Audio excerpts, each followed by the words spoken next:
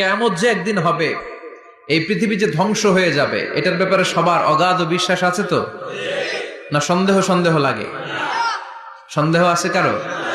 এই পৃথিবী একদিন থাকবে না, ভেঙে চুরমার হয়ে যাবে, খান খান হয়ে যাবে, সব মেসাকার হয়ে যাবে। আমি থাকবো না, আপনি থাকবেন না, আমরা কেউই থাকবো না। থাকবে একজন, তিনি কে? এটার নাম কিয়ামত, যেটার ব্যাপারে বিশ্বাস না থাকলে ইমানের ঘাটতি চলে আসবে, ঠিক কিনা?